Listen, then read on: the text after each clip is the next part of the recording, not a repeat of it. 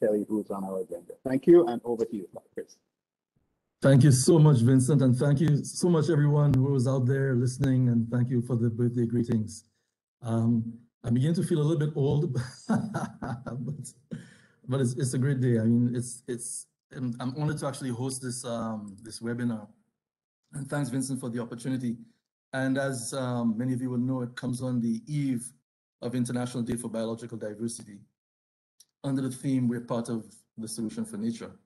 So I work in the Panama office. I'm what you call a task manager, and I have oversight for projects funded by the Global Environment Facility that focuses on biodiversity in the Caribbean. So as you would have seen from the flyer or the ad, this topic is on access and benefit sharing. So just quickly, what is it?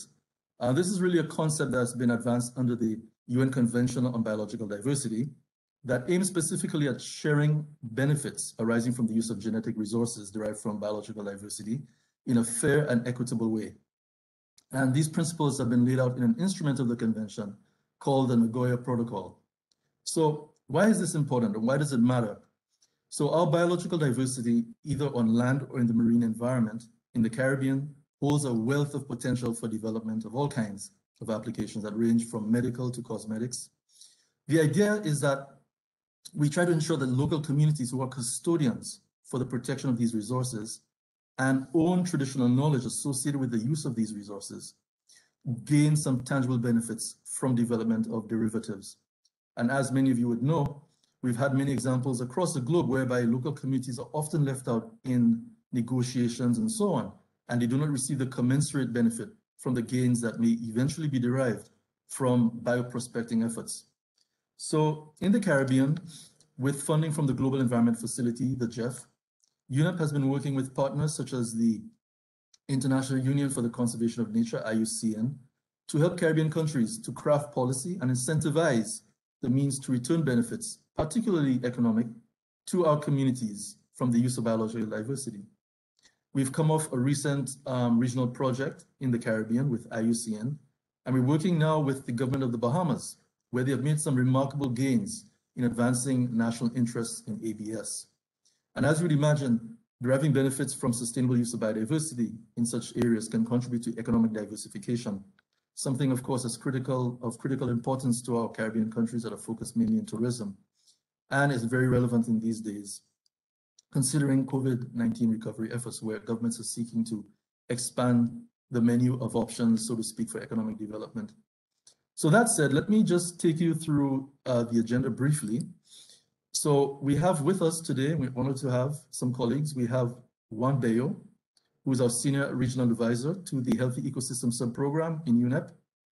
And he will speak about setting the conservation of nature agenda in the wider Caribbean. And he'll be followed by Pia Hernandez Palacios, who's a Regional Manager Project Portfolio of IUCN's Mexico, Central America, and the Caribbean Office. And she will talk to us on some perspectives on the regional ABS project that was supported by the Global Environment Facility in collaboration with UNEP. And we have a keynote, the Honorable Romauld Ferreira, who is the Minister of Environment and Housing of the Commonwealth of the Bahamas. And he will talk to us about the legislation that was recently passed and its implications. That legislation is called Biological Resources and Traditional Knowledge Protection and Sustainable Use Act of 2020. And it aims to strengthen the national ABS framework in the Bahamas. And we will close after about 40 minutes or so with some questions and answers. We will monitor the questions and comments in the chat with my colleague Emma. So please feel free to post your questions there. And with that, let me introduce my colleague from UNEP, Juan Bello, and he'll give the first presentation. Juan has over 22 years of professional experience in topics related to biodiversity, environmental assessments, and science policy platforms.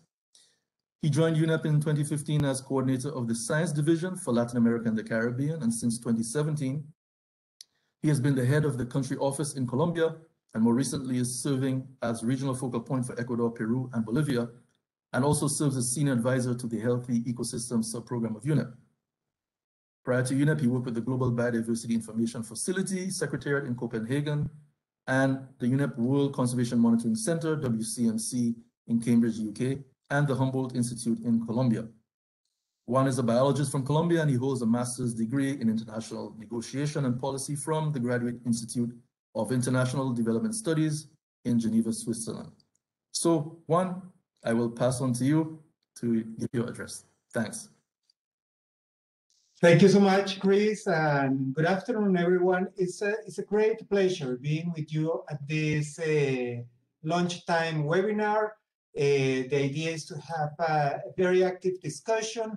I will present some general aspects that will serve as a kind of introduction for the more specific presentations that Maria Pia and Minister Ferreira will provide on the ABA's topic.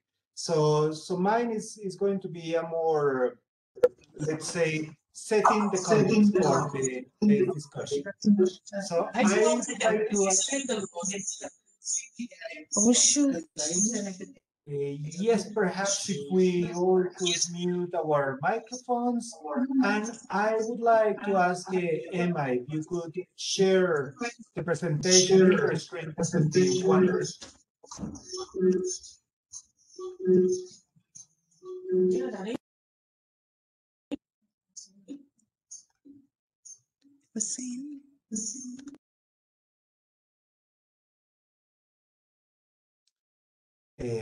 Perfect. So I still cannot see the presentation. And I also want to apologize because there is some background noise here in my current place. So I hope it is not too bad at your end.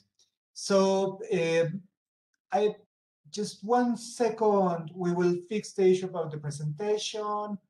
Emma, if you could confirm that you can, yes, it's coming. Wonderful, thank you.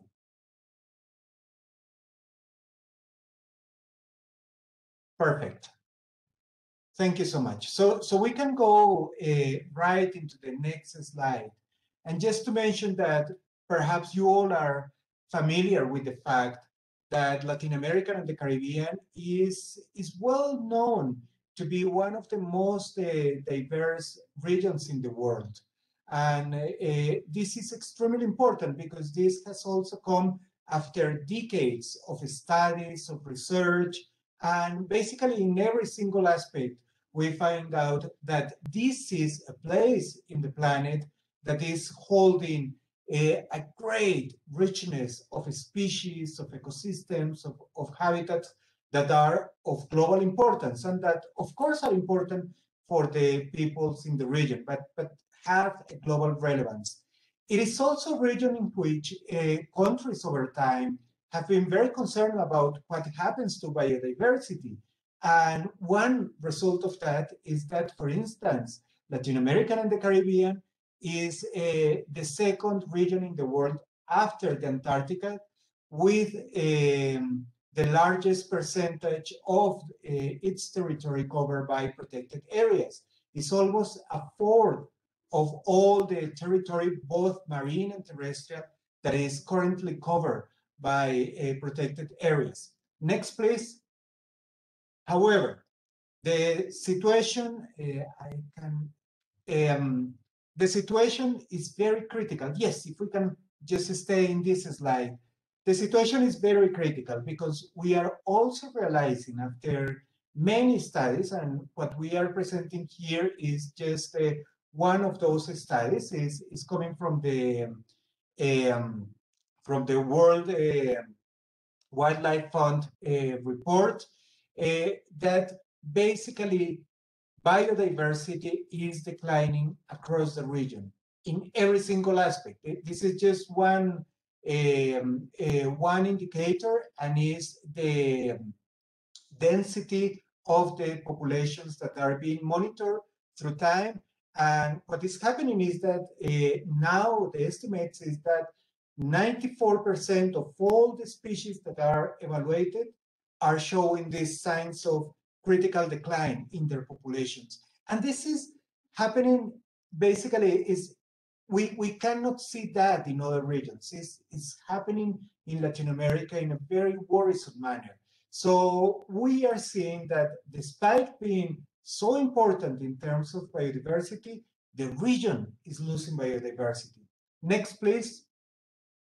And we also see that despite the efforts made by the countries in terms of legislation, in terms of implementing their environmental agreements related to multilateral environmental agreements related to biodiversity, and all the policies, programs, plans at the national level related to biodiversity, the region is still struggling in meeting their biodiversity conservation, restoration, and sustainable use targets.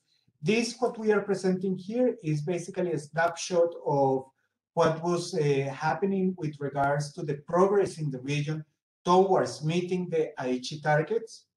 And as we can see, in most of the cases, we see little progress or not enough progress, or actually in some cases, some reversal in terms of the trends towards the negative side. This is from 2015, but the latest report from the CBD, the Global Biodiversity Outlook, the 5th edition, is showing more or less the same. And this is the stage in which Latin America and the Caribbean is getting into the new negotiation of the post-2020 global biodiversity framework. So we need to keep this in mind, and this situation that we have a great biodiversity, that biodiversity, we are losing it, and then our policies not necessarily are helping or are moving us enough towards solving the drivers of biodiversity loss and all what is encompassed by that. So next one, please. So most likely you are from the Caribbean.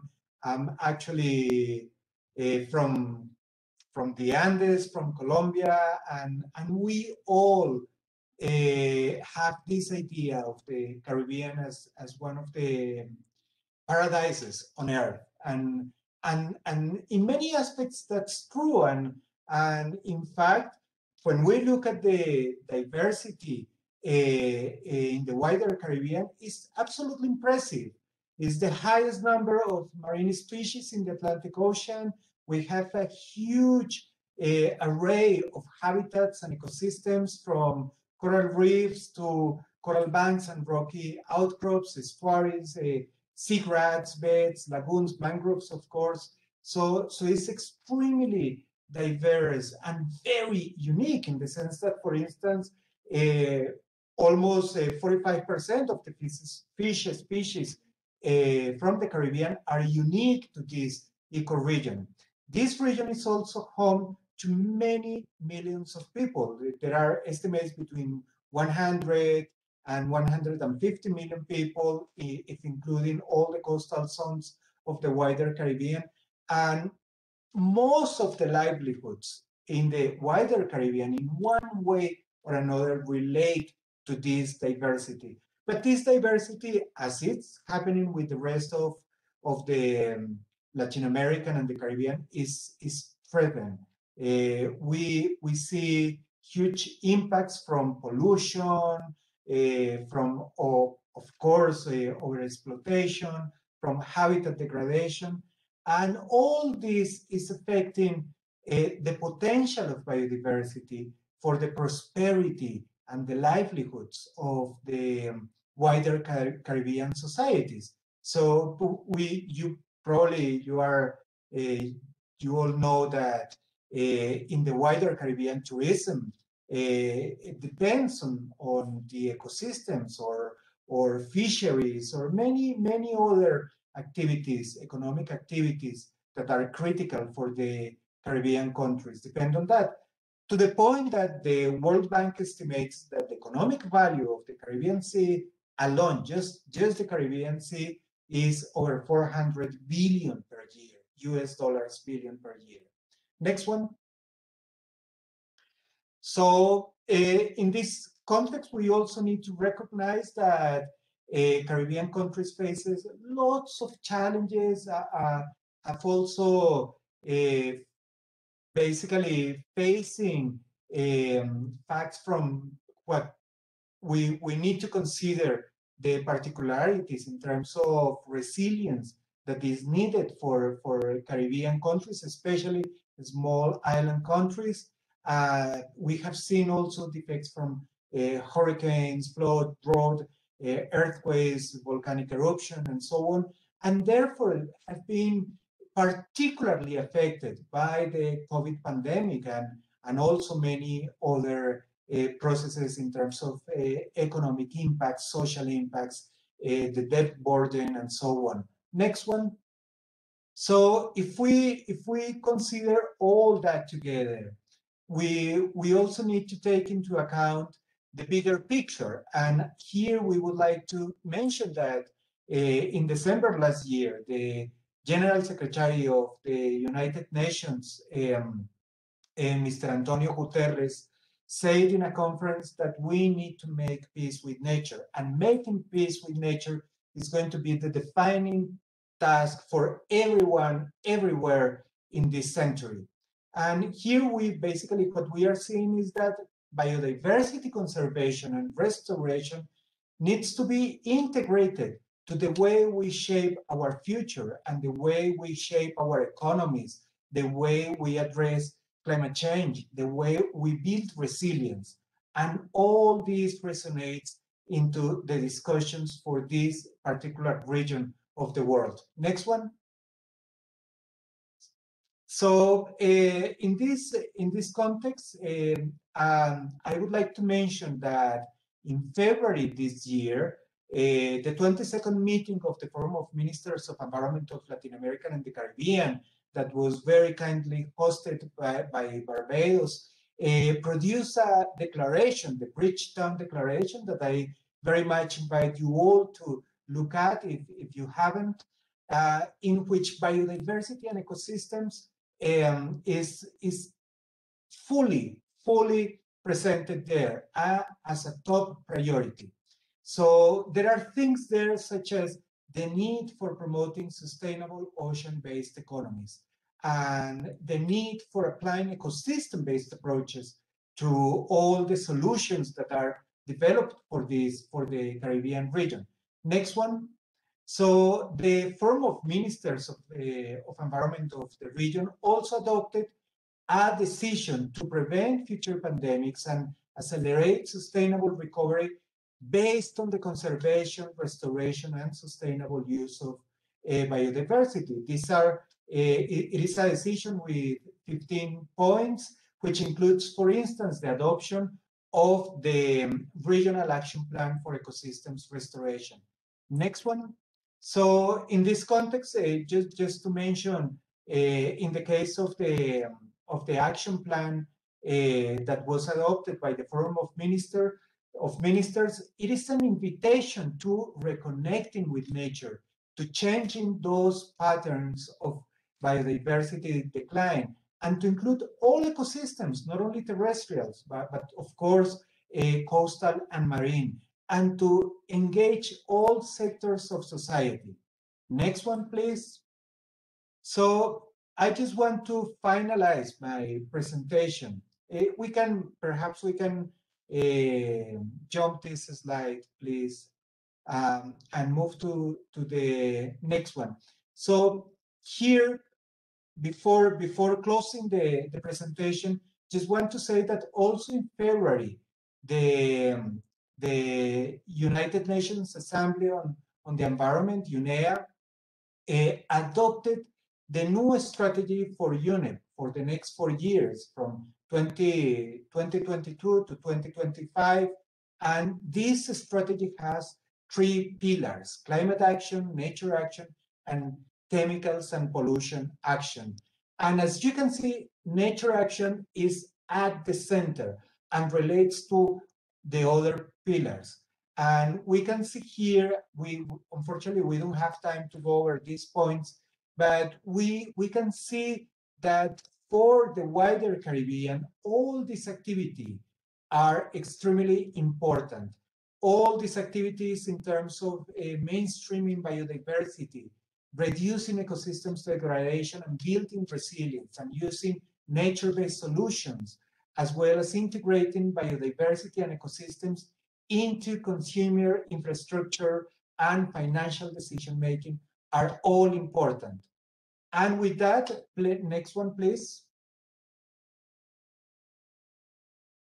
With that, what we can say is that if we want to put all this in practice in this new context, in the context of the recovery from the pandemic, in the context of addressing all the economic and social impacts that countries are facing now, especially Caribbean countries, and if we want to use biodiversity precisely as a pillar to underpin sustainable development for this wonderful region, ABA's policies, access and benefit sharing policies, are absolutely critical because we need to make sure that biodiversity is important, relevant, and deliver benefits for all the society in an equitable manner, as said by Chris Koss.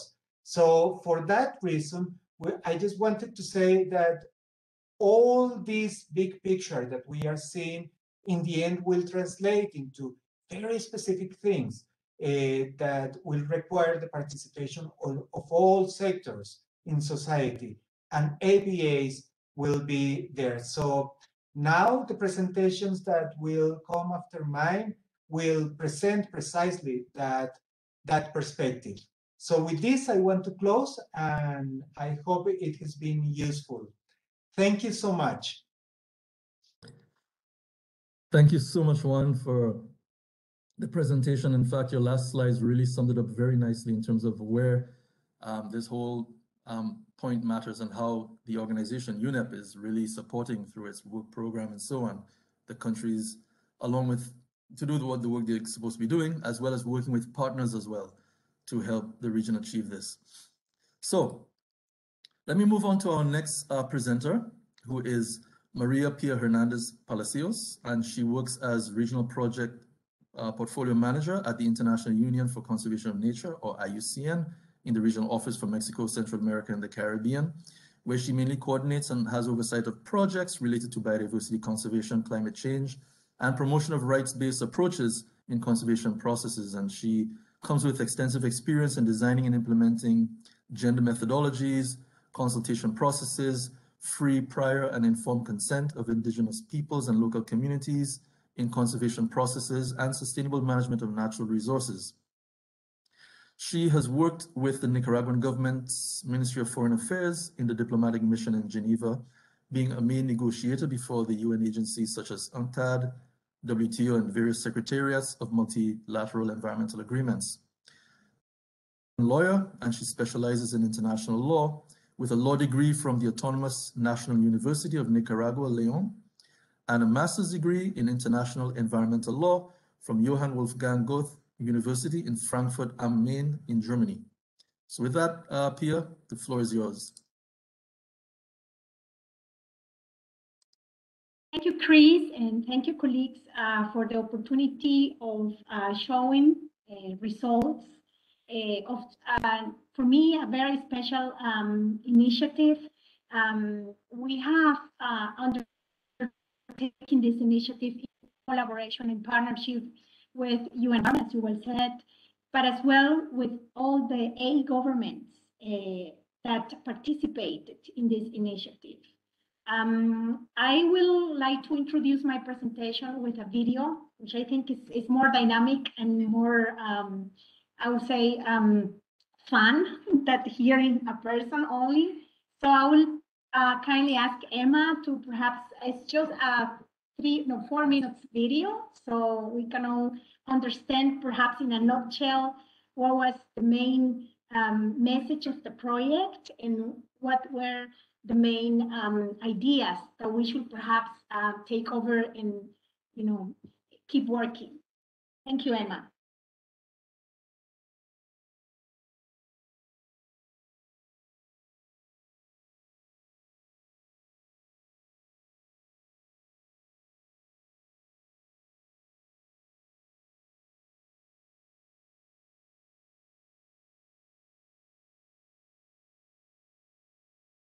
Doesn't seem we have volume.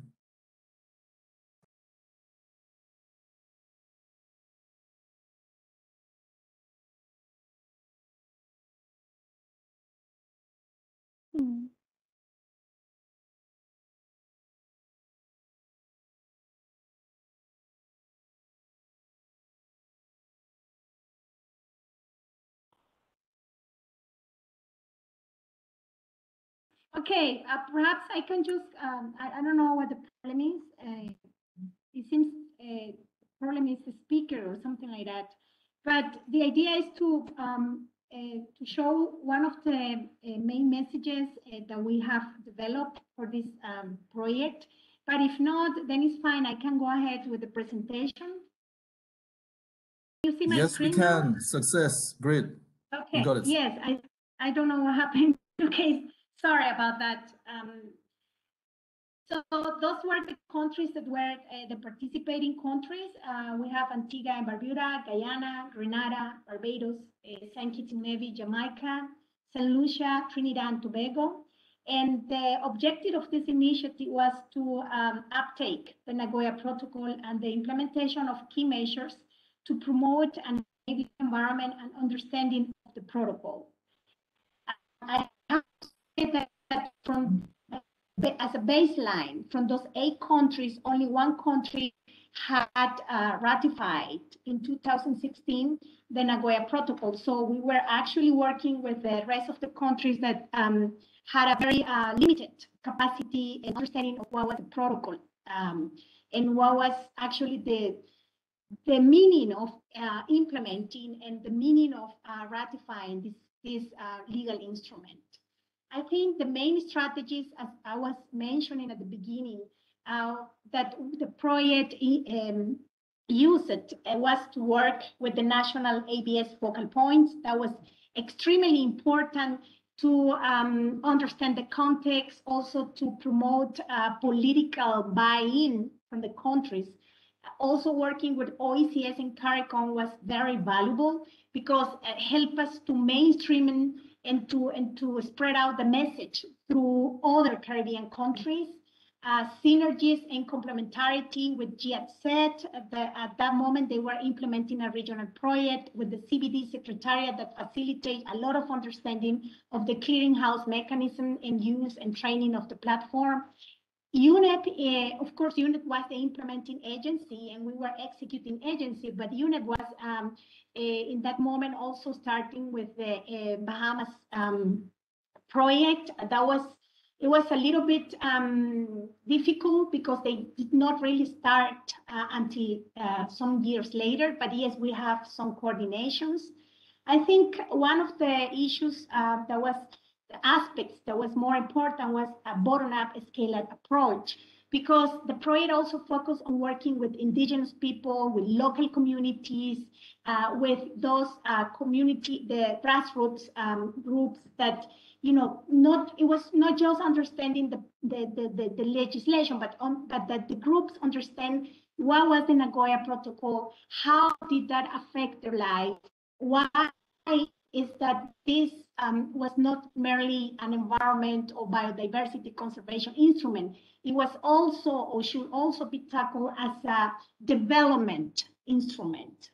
So it was led by a steering committee. There was a very good, there was one of the most important lessons learned from this project, because actually we have a governance body integrated by all the ABS national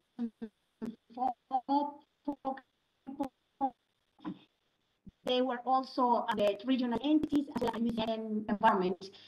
And it was important because that facilitates a lot of decision-making processes, more open to discussion, and of course, it's complicated because the more actors you have, the more complicated sometimes the decisions are. But also, once the decisions are made, it's also a better way of implementing, and there is more empowerment as well. Those are, in my opinion, the main aspects that I would like to stress of the process. We have a lot of intensive consultations, and that's in several areas and at several levels, multi-sector. We also have an important legislative review, because as I was mentioning, as baseline, most of countries did not have, only Guyana had actually some legislation already in place. And the way how we supported Guyana was to supporting for example, operationalizing the Nagoya Protocol with a permitting system, licensing, and that kind of material. But the rest of the country, actually, we have to really understand, or we have to really do an assessment on what was the current legislation, the main gaps, where a proposal of drafting bills for them, what will be the consequences, how to train the key line agencies, the templates for previous informed consent and mutually agreed terms contracts. So it was a very intensive process of producing, training, assessing, understanding the context. I mean, the project has incredible materials. I can also share the links of all the videos, all the trainings, the clearinghouse platform, but those are more or less the main issues that we could capture as achievements of the project. First, we, with support of this initiative, Antigua and Barbuda have ratified the protocol in 2015.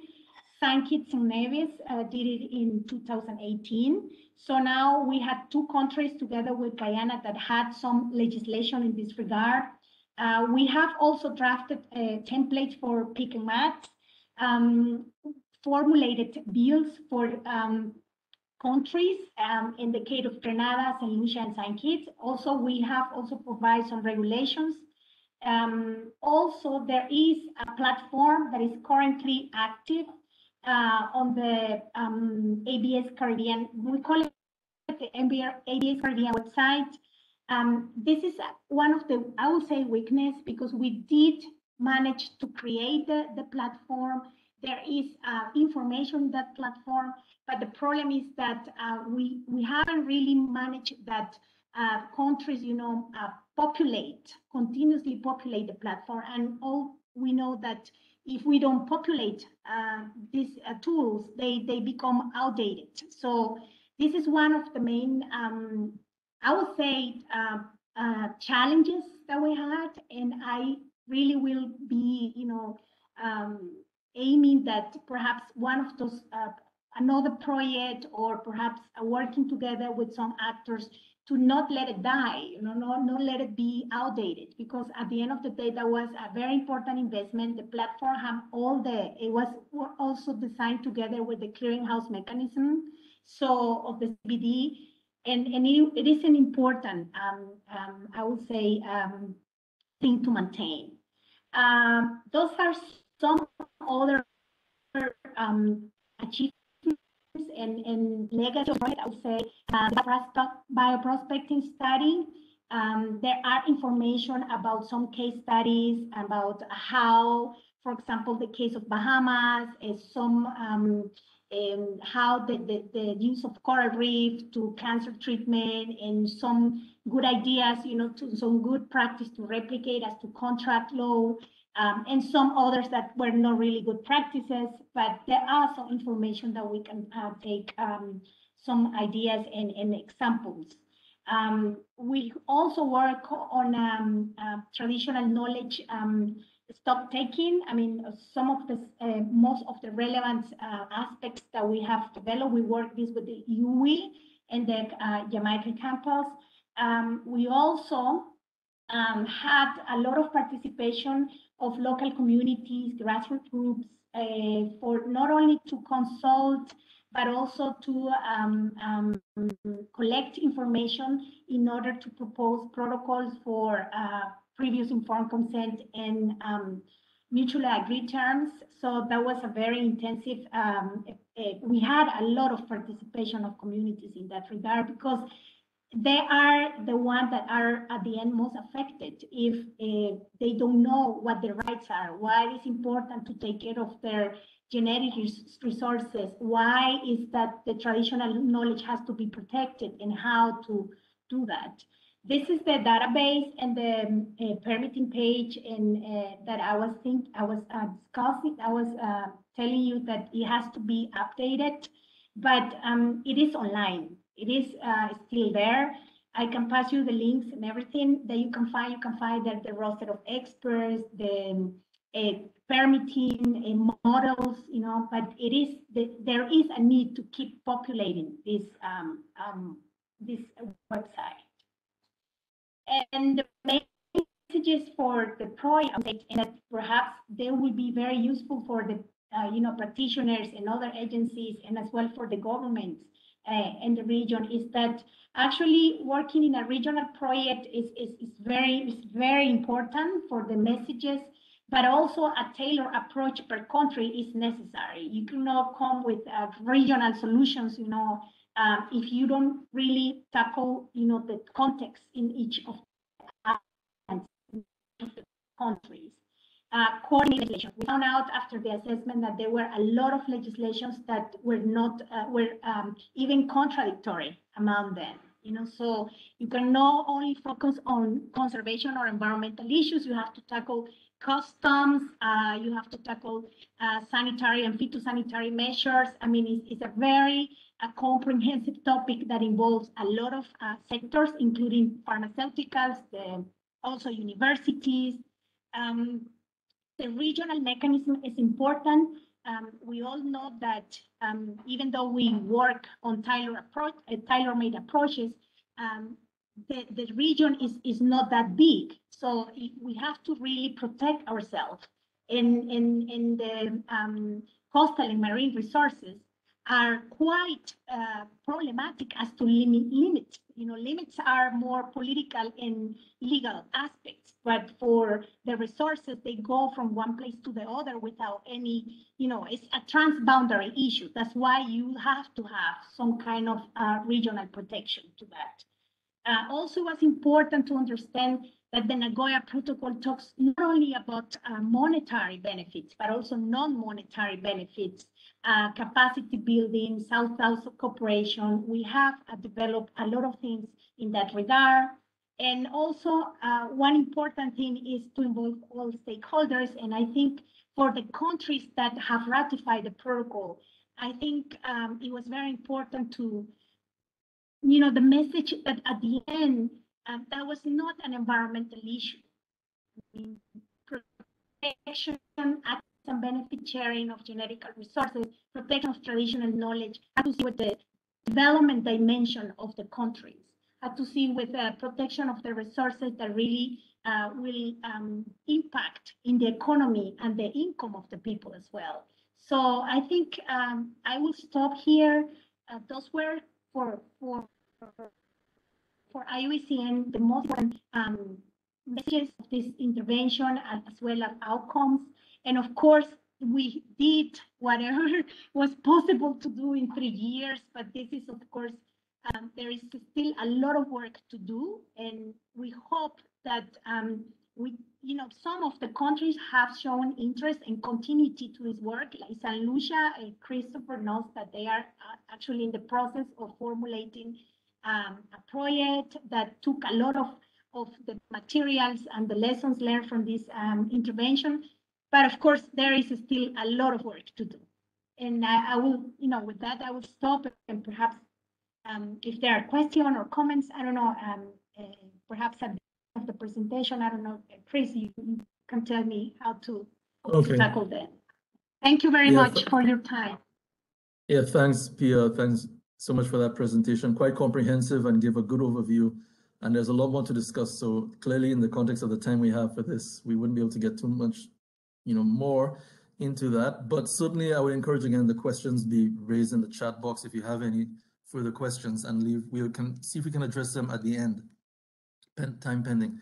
But with that, I just want to quickly now switch over to our keynote speaker, the Honorable Romauld Ferreira. And just to say quickly that his professional career encompasses 4 disciplines, in fact: environment, law, television, broadcasting, and politics. So quite the Renaissance man here. He served with the Department of Fisheries as a fisheries officer and the Bahamas Electricity Corporation as an environmental officer. And then after 10 years in public service, in 2001, he entered the private sector as an environmental consultant and attorney at law. And in October of that same year, he began his television broadcasting career, hosting the morning television show Bahamas at Home for some 15 years. Just an interesting note here, as a segue into his present role, in 1991, he performed in a play, No Season Babylon, playing the part of a politician. where he performed on the Dundas Center for Performing Arts at the Edinburgh Fringe Festival. And the reason why this is mentioned is because it laid the in becoming actually, or life imitating art, so to speak, when he entered the House of Assembly as a member of Parliament for the Marathon constituency and appointed Minister of Environment and Housing that same month. Minister Ferreira graduated from Queen's College in 1982, and upon completing an associate's degree in chemistry and biology from the University of College of the Bahamas, he went on to obtain an honors degree in ecology with chemistry from the University of the West Indies and an honors law degree from the University of London. In 2000, he was called to the Bar of England and Wales as a barrister at law and to the Bar of the Commonwealth of the Bahamas as counsel and attorney. He's an affiliate member of the Bahamas Society of Engineers. And just before I call Honorable Minister to do his delivery, I just want to say also to thank the hard work of the members of the Department of Environmental Policy and Planning, who has really advanced the work of ABS in the Bahamas, Director Newbold, Ms. Colorina, and all the team in the depot. So very good job. And we have a wonderful champion in the name of Minister Ferreira to advance the environmental agenda in the Bahamas and his leadership in this effort. So with that, Honorable Minister, the floor is yours. Thank you so much. Thank you very much. I'm hoping that everyone can hear me very clearly. Yes, No. loud and clear, loud and clear. Excellent. Well, good afternoon, ladies and gentlemen, distinguished guests. First of all, I'd like to also thank the hardworking staff at the Department of Environmental Planning and Protection for the outstanding work. I'd also like to thank my colleagues in Cabinet, and particularly the Permanent Secretary, both of them, Janice Miller and, of course, David Cates. But with that being said, I want to thank you for this opportunity. And I just want to mention that we're all sort of in this together. This is something that I believe that everyone listening to me believes in. I believe that right now I'm in a place where like-minded people have come together, and we're going to come together to resolve some of the more important issues and work together. So the Bahamas is a small island developing state country, and it's globally recognized as a biodiversity hotspot. The geographic complexity and isolated nature of the Bahamas have led to the development of extremely high levels of endemism in the Bahamas. There are at least 1,111 species of vascular plants, of which 10.6% are endemic and 5.2% are threatened. The Bahamas has some 406 known species of amphibians, birds, mammals, and reptiles. In the 21st century, the Bahamas continues to contribute to the world's biological knowledge banks, being one of the countries where macro and micro species discoveries are still being made and where genetic sequencing is still a growing contributor. The largest and easily identifiable ecosystems in the Bahamas include Caribbean pine forests, inland island ponds and lakes, mangrove forests and wetlands, blue holes and coastal tidal flats, and seagrass beds, coral reefs, and of course the open ocean. Each species and life form in an ecosystem plays a unique but significant role. Each organism contributes to the resilience and robustness of that ecosystem. In small island states such as the Bahamas, maintaining these fragile ecosystems is challenging. Small island systems are prone to loss and extinction of species due to population increase and the need for infrastructural development. Removal or alteration of one or more species or habitat invariably leads to ecosystem change or even loss. From both ecological and socioeconomic points of view, biodiversity is life. It is the life support system that provides many imperative services directly to human society, usually at little or no direct cost. Many of these services are hidden, but at least they are no longer provided. A popular saying is that no one misses the water until the well is dry. A myriad of organisms, large and small, acting together and meeting their own reproductive and physiological needs, provide the services which we take for granted and often abuse through either ignorance or greed. In the Bahamas, these services are woven into the country's culture, history, and future. Over the centuries, they've provided the people of the Bahamas with medicines, building materials, food protection, transportation, recreation, spiritual aesthetics, and one of the earliest contributors to the country's economy was derived from the biodiversity of centuries of home-concocted remedies are rooted in Bahamian bush medicine remedies. The widely promoted Bahamian resources of sun, sand, and sea provide the foundation on which tourism, the country's #1 industry, is built. But what is now emerging is a trend towards bioprospecting, which is being coached and couched and hidden in the name of education and scientific research. The Bahamas on March 8th passed the Biological Resources and Traditional Knowledge Act, which is based on the platform of access and benefit sharing. Through this act, we are seeking to be better managers of our resources and ensuring that access to and benefits from scientific discoveries are shared with the people of the Bahamas. This act, along with the other environmental acts recently passed by my government, are very important because the repair or replacement costs for the loss of any biodiversity service can be socially and economically catastrophic. For example, the cost of uncontrolled exports of species samples for research, restoring water quality, eliminating chemical or microbiological pollution, managing waste, and making up for resource losses, which have been known to be economically crippling to nations both large and small, both developed and developing, both locally and around the world. The Bahamas is committed to implementing a diverse range of green programs, particularly in the energy sector. The country implemented the Bahamas National Energy Policy in 2013, which sets the framework by which alternative sources of energy will be explored, inclusive of renewable energy and conservation measures, in an effort to reduce the importation of fossil fuels and lower its greenhouse gas emissions.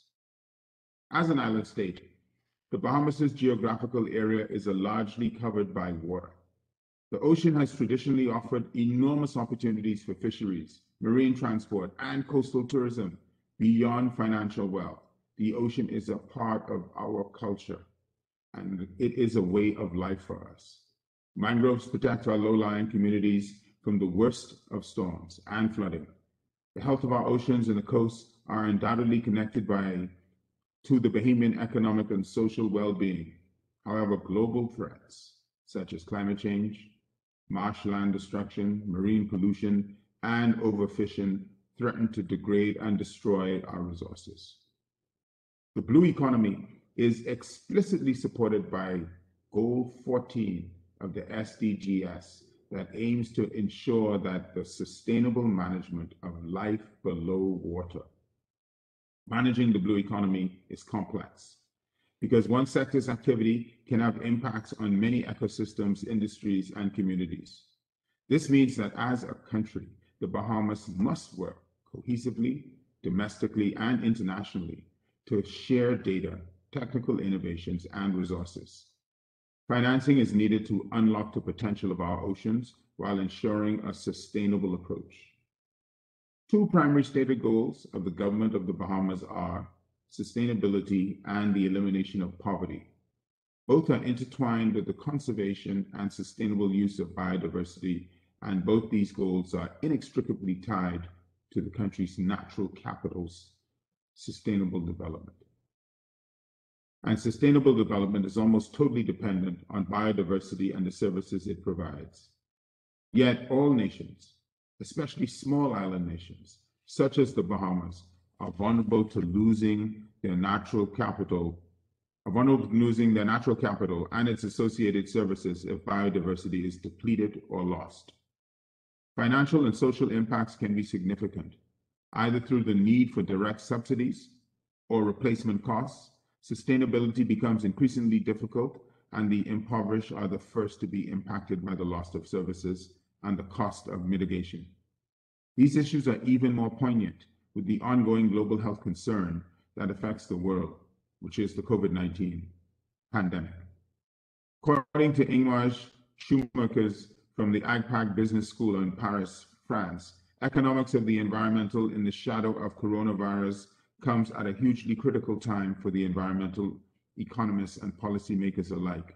We are in a situation of significant social change, a change that could potentially lay the foundation for mankind's future in the years to come.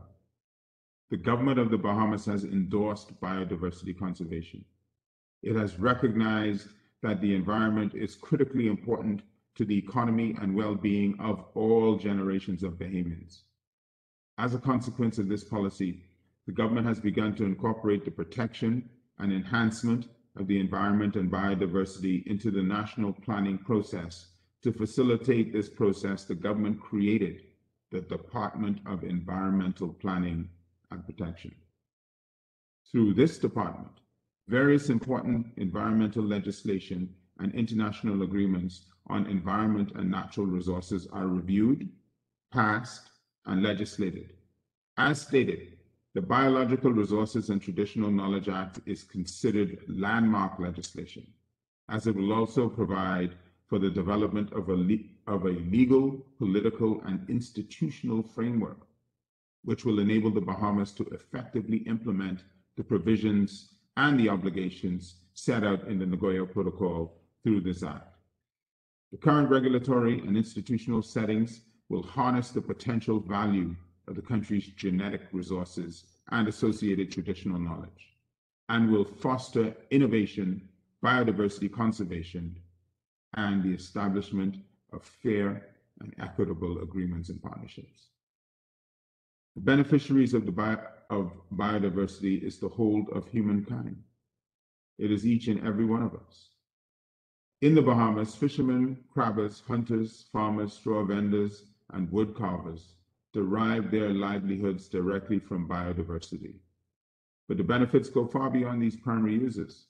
Plants affect climate change, a critical issue for small island developing states. Coral reefs act as carbon sinks and help regulate the level of carbon dioxide in the atmosphere.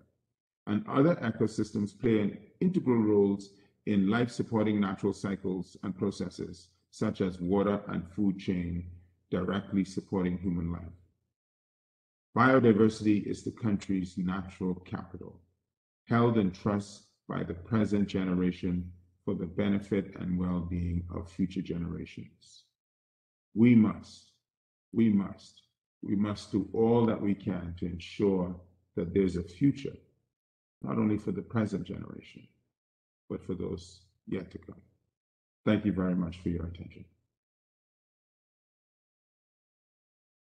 Thank you so much, Minister, for these inspiring words and outlook as well. And I think the take-home message in your last statement here, the biodiversity is a country's natural capital, and very often it's really undervalued and not taken up into the usual system of national accounts, and that is upon which the economies of these countries are framed. So what's going on in the Bahamas under your leadership is so important, and I think the concept of ABS is really not understood by, I think, very many in the population. We don't quite appreciate the type of inherent values and benefits we do have in our biodiversity. And what you had introduced in the start of your statement was how do we recycle those and get the benefits back to the community. So it's important. So thank you again for that. Now I've asked persons in the audience to raise any questions or leave any thoughts in the chat. I don't know, Emma, if we have any in there as well. If you can see any thoughts in the chat. I know in the interim, our colleague from UNEP 1 has left. He's had to join another appointment.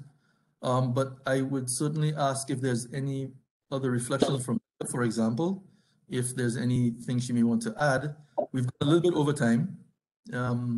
So I could ask Pia if she wants to have any further reflections on this based on what the minister said as well.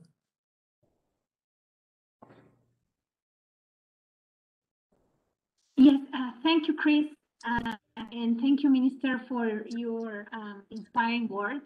I think Minister has touched upon a very important issue, and is, as I said also in my last messages, is that the resources and the natural resources and biodiversity of our countries are actually our main capital, are actually our main areas in which we can really, if it's sustainable use, develop, not only to protect the environment, but also to generate income and to also find a more sustainable dimension of development for our countries. So I really want to close my presentation saying that protect access and benefit sharing is not only a biodiversity issue, it's a global development dimension and a possibility of growth for our countries. Thank you. Thank you, Pia. I would just want to ask the Minister one question. I know that you mentioned, for example, the extent of the ocean space, but the Bahamas is a typical large ocean state. We can look at it that way. And I know there's quite a bit of, maritime space and so on. So I don't know if there are any thoughts in terms of how the partnerships are coming together with respect to monitoring what happens in the space with respect to biodiversity. I know with the project, there's a lot of partnerships formed in the Bahamas and managed and so on, and how do you bring the partnerships of different agencies? Maybe briefly on that, and if I don't see any more chats, we can maybe wrap up thereafter. Sure. Okay. First of all, let me help to put it in some kind of context. When you said that the Bahamas was sort of like a big ocean, small island developing state, which I agree.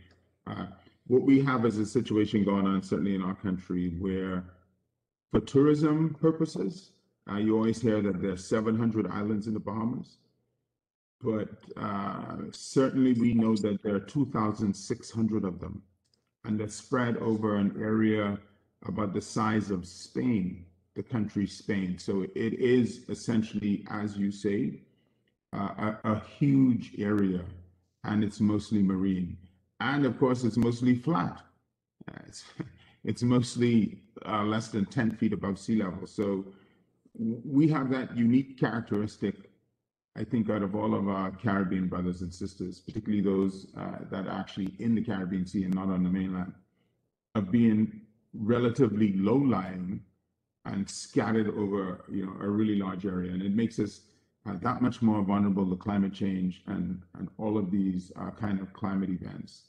And it also makes policing that area, certainly for the purposes of the act that we're all considering now, and we were fortunate enough to get enacted. It makes policing that much more challenging.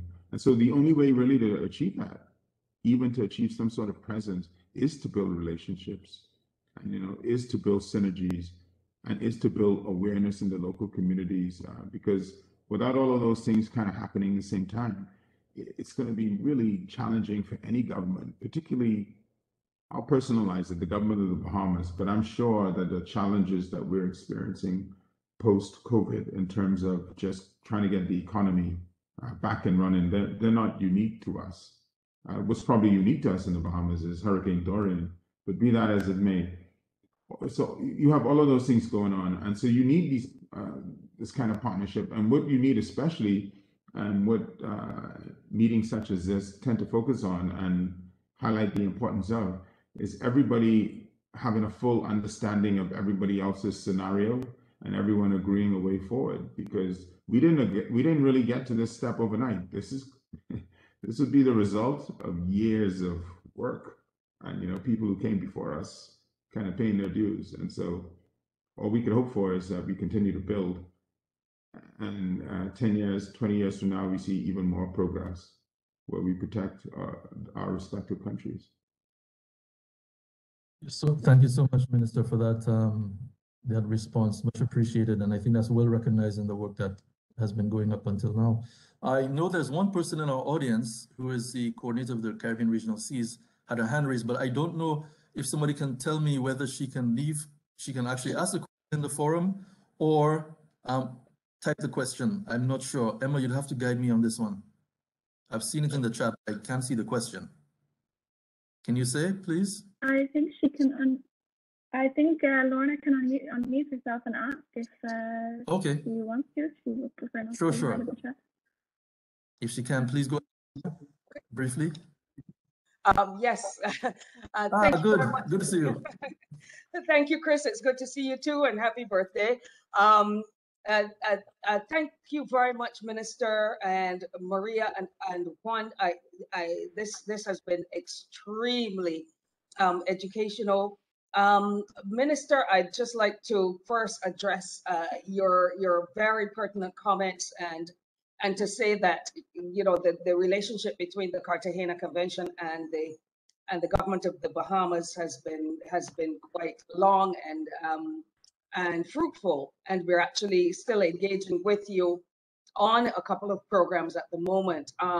However, I'm just wondering how your population is viewing this issue of access and benefit sharing. And this is really a question that I would also expand to Maria as well, because it seems to me that that still the purchase, the buying in of the access and benefit sharing approach is still very much us preaching to each other, the converted.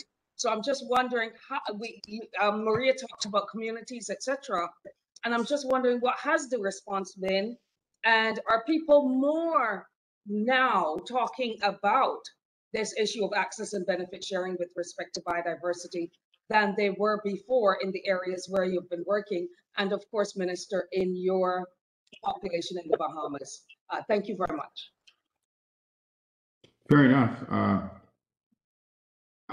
I will give you, and I know that the director is probably, she probably has on her seatbelt. I'll give you an honest answer to what I feel is a legitimate question.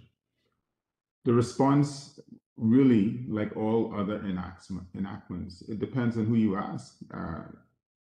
Remember, we had a situation that was going on with this legislation for a very long time. And a lot of individuals, and this, I'm not implying any kind of something sinister going on, where they would just be used to a certain way of doing stuff. All we're trying to ensure is that the legal title, the intellectual property aspect, you know, the I's and the T's, that they're all dotted.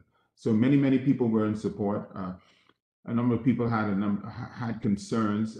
Some of the newspapers here heralded, you know, as a really major event, but it had to be done, and it sits on the back of 10 other pieces of legislation that we did in this country. So what we're doing here is establishing environmental enabling legislation, whereby we have a government entity that can regulate it, we have a ministry that can control it, and we have the regulations that make all of these processes fair and transparent. Because one of the issues that certainly is very, very important to me, and what I like and I believe is a very significant feature of this act and all of the other environmental legislation that we've been able to achieve, is that we're putting in the public domain as a law what the rights and what your rights are as a member of the community.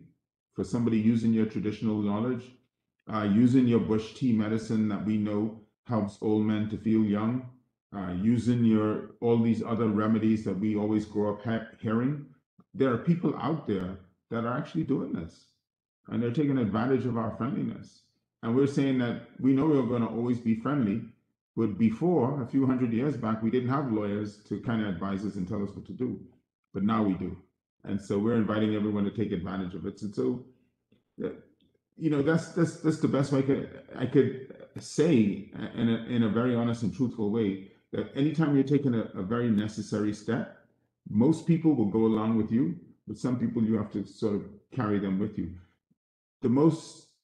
What we have been focused on is making the process fair, transparent, well publicized. Everything's by way of internet, e-payments, etc.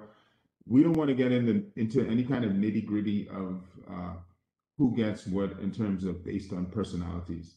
All we really want you to do is subscribe to the law, which will clearly dictate who benefits from whatever potential royalties that may ascribe. And all of this is within a backdrop of a sovereign wealth fund or some sort of national wealth fund, which is certainly very much a fact and issue in a Bahamian context. Thank you so much. And that was quite a comprehensive response. That really set the basis for understanding how it's rolling out at the national level as well. And the buy-in, of course, is you can only work with the strong buy-in from everybody involved. So thanks, Min. Okay, so I know we're up to near almost 1.5 hours into, and this is quite an interesting topic. I don't know if there's anybody else's hands are raised. I can't tell myself from the audience. So I don't know, Emma, can you confirm if there's anybody wanting to take the floor? Because I think we've... Yeah, it doesn't look like there's anybody else. All right. Okay, great. So I think that was it for the presentations. Thank you. Yeah, thank you so much, Minister. And I would actually hand to Vincent to sort of take us through and close us out. So Vincent, thank you again to the panel, Juan, Pia, and Minister Ferreira for your interventions today. And we hope this would be a continuing conversation because I think there's a lot more to share. And Minister, we'd love to have you again on further platforms as well to probably talk to other partners working with and the governments. Don't toss out the invitation to be polite and then never invite me again. No, we have you now. Believe me. All right, no problem. No problem. Thank you so much. So, Vincent, you can take us out. Thanks. Yeah, thank you very much, Chris, and thank you very much, Minister. We certainly will take you up on your kind offer. It's always good to have the perspective of the senior decision makers in the region on these issues to know that we're going in the right direction and we're addressing your needs and those of your colleagues across the region. So thank you very much for that. Thank you to our other presenters who some of whom have unfortunately had to leave, but it was a very engaging session, and it's the first time, in fact, Minister, we've had someone at your level in one of our webinars, so we feel quite honored that we're able to give us some of your time.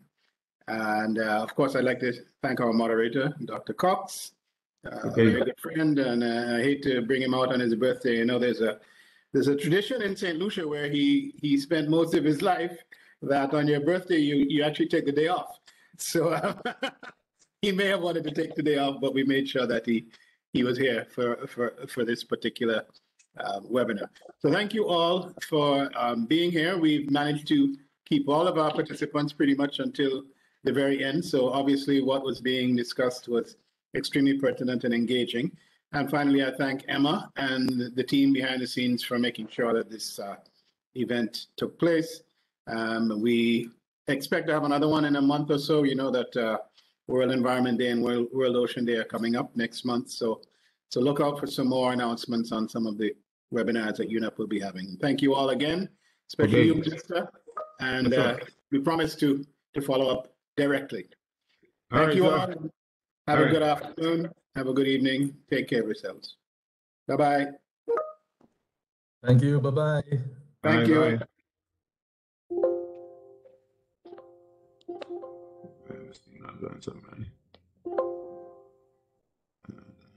Everybody going to have you boys.